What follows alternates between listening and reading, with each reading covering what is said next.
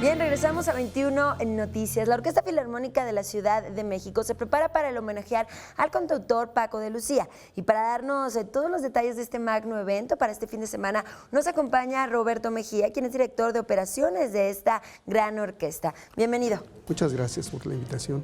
A tus órdenes. Estamos muy contentos de que nos acompañen y platicar de cómo se cierra esta temporada con broche de oro. Bueno, pues sí, es muy importante lo que está haciendo ahorita la Orquesta Filarmónica de la Ciudad de México. Este fin de semana tenemos el estreno mundial de la obra Expuja de Paco de Lucía. Es una obra póstuma, él comienza a escribir esta obra o a componer básicamente esta obra porque él no escribía.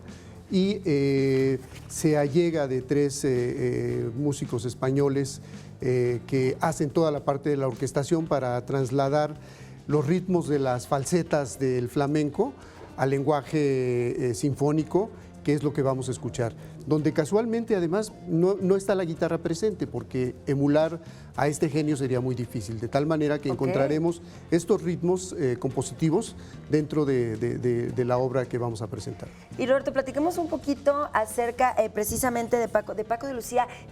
¿Quién es? Español, pero las últimas tres décadas estuvo precisamente en el Caribe mexicano, en Expuja, viviendo, y es uno de los cantautores contemporáneos más importantes. Bueno, déjame aclararte, no es cantautor. Realmente él es un compositor de flamenco, intérprete de guitarra, uno de los últimos genios, como lo dije, del siglo XX. Él vivió los últimos 30 años en esta región del Caribe, Expuja, y además toma el nombre de la obra justamente de este vocablo maya que significa donde nace el agua, y que estuvo casado ya en esta etapa con una mexicana. Entonces él quería pues que esta obra se pudiese estrenar en México, de tal manera que estamos cumpliendo uno de sus últimos deseos, ¿no? Entonces él en su trayectoria pues, es uno de los músicos más importantes en el flamenco. Él pasó del clásico al contemporáneo y tocó con grandes músicos como McLaughlin, y estuvo aquí en el Auditorio Nacional en algún momento con su grupo y solo, así es que él tuvo una gran trayectoria que confluye en una lucha que dieron muy fuerte para que el flamenco fuera considerado como patrimonio cultural de la humanidad por parte de la UNESCO, ¿no? Cosa que se logró, así es que su vida fue verdaderamente fructífera, ¿no? Y este homenaje que se le rinde a partir del estreno de su obra el día viernes 18 a las 20 horas en el Palacio de Bellas Artes. Palacio de Bellas Artes. Así es. Bueno, pues se unen tres elementos muy importantes, ¿no? La Orquesta Filarmónica de la Ciudad de México, una de las orquestas más importantes del país, en el recinto más importante del país a nivel cultural, con una obra verdaderamente espectacular, ¿no? Así es que tenemos tres elementos para que la gente pueda asistir. Es un privilegio para los habitantes de la Ciudad de México, para todo el país, que podamos tener este evento. Así es, son eventos únicos, que tendrá además una repetición el día sábado, en la Sala Silvestre Revueltas del Centro Cultural Niño Listri a las 6 de la tarde.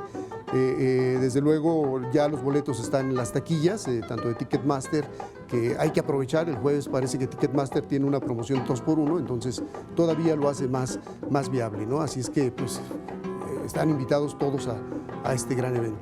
Qué delicia disfrutar de tan buena música y sobre todo tener precios tan accesibles. Se vuelve tan accesible tener música de calidad, y así es como se cierra esta temporada por parte de la orquesta. Bueno, tenemos todavía un concierto que estaremos dando en la delegación Azcapotzalco. Ese será nuestro cierre en definitivo en nuestra sala el día 3 y el 4 en la delegación Azcapotzalco. Es que les pedimos que visiten nuestra página para que nos sigan, sobre todo los habitantes de esta zona, ¿no? Para que puedan asistir a un evento de gran relevancia con esta gran orquesta. Exacto. ¿Y qué es lo que vamos a poder encontrar en este concierto?